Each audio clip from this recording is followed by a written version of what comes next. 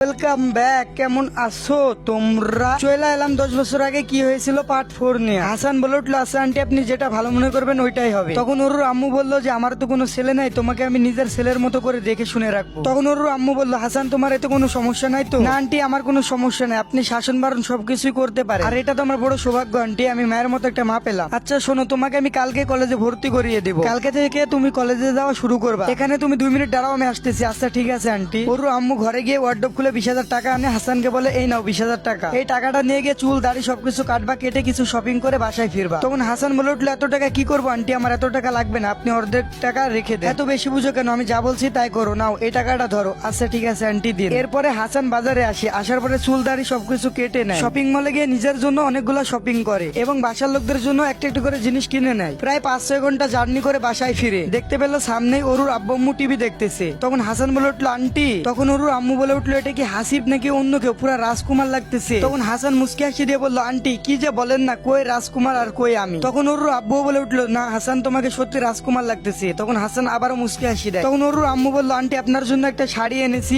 আর uncle আপনার জন্য একটা পাঞ্জাবি এনেছি। তখন এই কথাটি শুনে ওরুর আব্বু অনেক খুশি হয় আর বলে, কই কই দেখি আমার পাঞ্জাবিটি। হাসান বলে উঠলো, এই নাও আঙ্কেল তোমার পাঞ্জাবি। আর আঙ্কেল বলে উঠলো, বাহ খুব সুন্দর তো পাঞ্জাবিটি। তখন ওর আম্মু বলে উঠলো, দেখো আমার শাড়িটি কি সুন্দর, এটা মনে হচ্ছে অনেক দামি আর কি সুন্দর, ওয়াও। তখন হাসান বলে উঠলো, আন্টি ওরু কোথায়? আন্টি বলল যে ও নিজের রুমে শুয়ে আছে উপরে। কেন কোনো সমস্যা হয়েছে কি? হাসান বলে উঠলো, আন্টি ওর জন্য একটা নীল শাড়ি কিনে এনেছি পছন্দ করে, আচ্ছা আপনারা থাকেন আমি ওকে শাড়িটা দিয়ে আসি। তখনই সিঁড়ি দিয়ে উঠে তামান্নার রুমে হাসান যায়। ওরুর আম্মু বলল, এই ওরুর আব্বু দেখছো ছেলেটা কত ভালো, নিজের সবকিছু কেনার জন্য টাকা দিলাম, আমাদের জন্য কিনে আনলো। ওরুর আব্বু বলল, ছেলেটা অনেক বেশি ভালো, আমার প্রথম থেকে ওকে ভালো লাগে, ও অনেক ভালো ছেলে আমি জানতাম। ওরুর আম্মু বলল যে তুমি কালকে ওকে কলেজে ভর্তি করে দিয়ে আসিও। তখন ওরুর আব্বু বলল, আমার কালকে অফিসে অনেক কাজ। ওরুর আম্মু বলে উঠলো, হাসানকে না আমার অনেক বেশি ভালো লাগে, ও অনেক একটা ভালো ছেলে, ওর কথাবার্তা সবকিছুই ভালো। ঠিক বলছো, ছেলেটা অনেক বেশি ভালো। এদিকে ওর রুমের সামনে এসে হাসান বলল, ম্যাডাম একটু কি ভিতরে আসতে পারি আমি? ওরু চুপচাপ হয়ে শুয়ে আছে, কোনো কিছু বলতেছে না। হাসান বলল যে আমি কি আসতে পারি, আপনি যদি অনুমতি দেন তাহলে আমি আসবো। তখন ওরু বলে উঠলো, মহারাজ আসেন, ভেতরে আসেন, আপনার আবার অনুমতি নেওয়া লাগে? এখন আবার কি মারা খাওয়াইতে আসলেন? আপনার জন্য আমার বাবা মা আমাকে কম ভালোবাসতেছে, আপনার বাবা মা আপনাকে কম ভালোবাসে না, বুঝছেন ম্যাম? আপনি বুঝতে পারেন না, তাই আপনাকে অনেক বেশি ভালোবাসে তারা দুইজন। আপনাকে আমি যেটা বলতে এসেছি সেটা আগে শুনেন। ওরু বলল, বল কি বলবি, তাড়াতাড়ি বল, কি এমন কথা বলতে আসছিস শুনি। হাসান ব্যাগে থেকে শাড়িটা বের করে বলল, এই দেখেন ম্যাম, আপনার জন্য একটা নীল শাড়ি আনছি, খুব সুন্দর মানাবে আপনাকে। তখন ওরু বলে উঠলো, ফকিন্নের বাচ্চা, তুই আমাকে শাড়ি দিতেছিস, তোর শাড়ি তুই পর, এখনই আমার রুম থেকে আমার চোখের সামনে থেকে বের হয়ে যা তুই। হাসান বলে উঠলো, ম্যাম নেন না প্লিজ, রিকোয়েস্ট করতেছি ম্যাম, নেন না প্লিজ, আপনার জন্য মার্কেট থেকে এই শাড়িটা অনেক খুঁজাখুঁজি করে বের করেছি, একটা নীল শাড়ি ছিল। ওরু বলে উঠলো, তুই কি আমার চোখের সামনে থেকে এখন যাবি, নাকি তোরে কিছু করে ফেলবো, নাকি জুতা পিটাই করবো? হাসান বলে, আচ্ছা ঠিক আছে ম্যাডাম যাইতেছি। নিজের রুমে শাড়িটা নিয়ে হাসান চলে আসে, কারণ জানে হাসান যে ওরু এখন রেগে আছে, তাই ওরুকে এখন শাড়িটা দিল না, যখন ওরুর রাগ কমবে তখন ওরুকে দিয়ে দিবে। তারপরে রাতে হাসান খাবার খেয়ে ঘুমিয়ে পড়লো। সকালবেলায় খাবার খেয়ে ওরুর আব্বু চলে যায় অফিসে।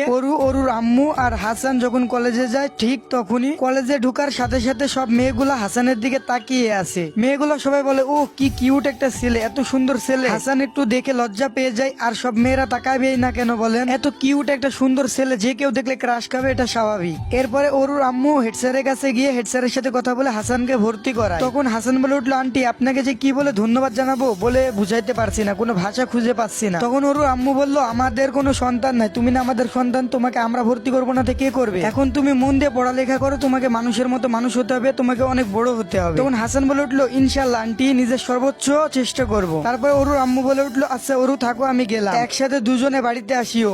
তখন ওরু বলল, আচ্ছা ঠিক আছে মা। তো যখনই ওরুর মা হাঁটতে হাঁটতে গেটের বাইরে চলে যায়, তখনই ওরুর কাছে কিছু মেয়ে এসে ভিড় জমিয়ে ফেলে। তখন ওরু বলে উঠলো, আচ্ছা তোমরা আমাকে সবাই ঘিরে ধরছো কেন?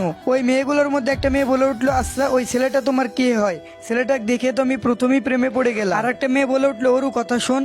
বলো। ওই ছেলেটার নাম্বারটা প্লিজ দে, ওর সাথে আমি কথা বলবো, আমি তো ওরে প্রথম থেকে প্রেমে পড়ে গেছি, প্লিজ ওরু দে। ওরু বলল, চুপ করবা তোমরা। তখন মেয়েগুলো বললো, উফ কি সুন্দর একটা ছেলে, এতদিন কোথায় ছিল, আজ কোথা থেকে আসলো, পুরা রাজকুমারের মতো দেখতে। ওরুর বিয়ে সবকিছু দূর থেকে দেখতেছিল। ওরু বলে উঠলো, এটা কি কোনো ছেলে? তোমাদের চয়েসটা আসলেই খারাপ, তোমরা বস্তির ছেলেকে বেশি ভালোবাসো। মেয়েগুলোর মধ্যে একটি মেয়ে বলে উঠলো, তোর বয়ফ্রেন্ডের থেকে ছেলেটা অনেক বেশি সুন্দর। তখন ওরু রেগে গিয়ে পুরা চোখ দুটারে লাল করে ফেলে এবং রাগে চোখ নিয়ে মেয়েটার দিকে তাকিয়ে ওরু বলল, আমার বয়ফ্রেন্ডকে নিয়ে তোরা একটাও বাজে কথা বলবি না। আশা করি তোমরা আমার কথা বুঝে গেছো, তোমাদেরকে আর বোঝানো লাগবে না। মেয়েগুলো বলে উঠলো, তোর বিএফ যে সিটারের সিটার, যে খারাপের খারাপ, কয়টা যে প্রেম করছে জীবনে, কবে যে তোকে ছেড়ে যাবে সেটা দেখার পাল্লা। এইটা বলে মেয়েগুলো ওর কাছ থেকে চলে যায় এবং সবাই ক্লাসে চলে আসে। স্যার এসে ক্লাসে ক্লাস করাইতেছে, কারোর এদিকে নজর নাই, সবার নজর হাসানের দিকে। সবাই হাসানকে হা করে দেখতেছে। স্যার লক্ষ্য করলো সবাই হাসানের দিকে তাকিয়ে আছে। স্যার বলে উঠলো, তোমরা কি জীবনে কখনো ছেলে দেখো নাই? নতুন এসেছে ছেলেটা আর তোমরা তার দিকে তাকিয়ে কেন? একটা মেয়ে উঠে বলল, আচ্ছা সরি স্যার, আর হবে না, ভুল হয়েছে। সবাই বোর্ডের দিকে তাকাও, বোর্ডে একটা অঙ্ক দিয়েছি, এই অঙ্কটা যে করতে পারবে তাকেই ক্লাসের ক্যাপ্টেন বানাবো। অরুর বয়ফ্রেন্ডে বলল, স্যার ক্যাপ্টেনে তো আমি আছি। স্যার উঠে বলল যে তুমি 1 বছর হয়ে গেছে ক্যাপ্টেনে আসো, এবার আরেকজন ক্যাপ্টেনে আসবে, আবার 1 বছর পরে আবার বদল হবে, ছেলে বা মেয়ে। তখনই অরুর বয়ফ্রেন্ড বলল, আচ্ছা ঠিক আছে স্যার, অঙ্কটা আগে দেন। স্যার অঙ্কটা আমি সবার আগে দিব, আর কেউ দিবে না। স্যার বলে উঠলো, আচ্ছা দেখাই যাবে। এটা বলে স্যার সবাইকে সবচেয়ে বড় একটা কঠিন অঙ্ক দেয়। তখন স্যার বলে উঠলো, টাইম শুরু। 10 মিনিট টাইম দেওয়া হলো। অঙ্কটি করার জন্য সবাই অপ্রাণ চেষ্টা করতেছে। প্রায় 5 মিনিট হবো তখনই হাসান বলে, স্যার অঙ্ক হয়ে গেছে। Guys, এরপরে কিন্তু আরো একটি ভালো মুহূর্ত আসে, সেটা আমি আপনাদেরকে নেক্সট পার্টে দেখাবো, পার্ট 5-এ। তো সবাই ভালো থাকেন, আল্লাহ হাফেজ।